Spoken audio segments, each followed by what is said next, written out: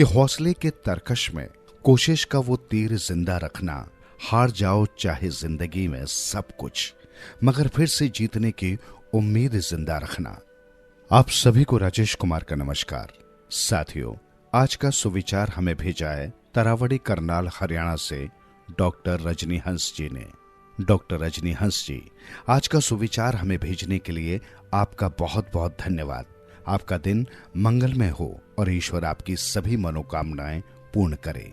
आइए सुनते हैं आज का प्रेरक प्रसंग। एक राजा के पास कई हाथी थे, लेकिन एक हाथी बहुत शक्तिशाली था, बहुत आज्ञाकारी, समझदार व युद्ध कौशल में निपुण था। बहुत से युद्धों में वो भेजा गया था और वहां राजा को विजय दिलाकर ही वापस लौटता था। इसलिए वो महाराज का सबसे प्रिय हाथी था। समय गुजरता गया और एक समय ऐसा भी आया जब वो वृद्ध दिखने लगा। अब वो पहले की तरह कार्य नहीं कर पाता था, इसलिए अब राजा उसे युद्ध क्षेत्र में भी नहीं भेजते थे। एक दिन वो सरोवर में जल पीने के लिए गया, लेकिन वहीं कीचड़ में उसका पैर धंस गया और फिर धंसता ही चला गया। उस हाथी ने बहुत कोशिश की, लेकिन वो उस कीचड़ से स्वयं को नहीं निकाल पाया। उसकी चिंघाड़ने की आवाज से लोगों को ये पता चल गया कि हाथी संकट में है। हाथी के फंसने का समाचार राजा तक भी पहुंचा। राजा समेत सभी लोग हाथी के आसपास इकट्ठे हो गए और विभिन्न प्रकार के प्रयत्न उसे निकालने के लिए करने लगे, लेकिन बहुत देर तक प्रयास करने के उपरांत कोई मार्ग नहीं निकला। तभी गौतम बुद्ध मार्ग भ्रमण कर रहे थे। राजा और सारा मंत्रिमंडल तथागत गौतम बुद्ध के पास गए और अनुरोध किया कि आप हमें इस विकट परिस्थिति में मार्गदर्शन करें।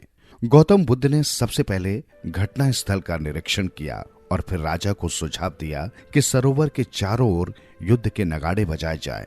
सुनने वालों को विचित्र लगा कि भला नगाड़े बजाने से वो फंसा हुआ हाथी बाहर कैसे निकलेगा। जैसे ही युद्ध के नगाड़े बजने प्रारंभ हुए, वैसे ही उस मृत प्राय हाथी के हाव भाव में परिवर्तन आने लगा।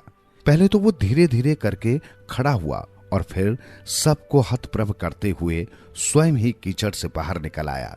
गौतम बुद्ध ने सबको स्पष्ट किया कि हाथी की शारीरिक क्षमता में कमी नहीं थी, आवश्यकता मात्र उसके अंदर उत्साह के संचार करने की थी। जीवन में उत्साह बनाए रखने के लिए आवश्यक है कि मनुष्य सकारात्मक चिंतन बनाए रखे और निराशा को हावी न होने दे।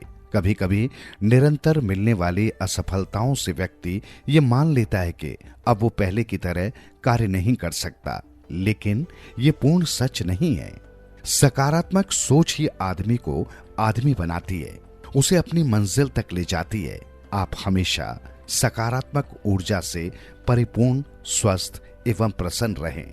यदि आप भी हमें ऐसे सुविचार भेजना चाहते हैं तो कमेंट बॉक्स में हमें लिखें। हम आपके सुविचार को अपने program thought of the day में जरूर शामिल करेंगे।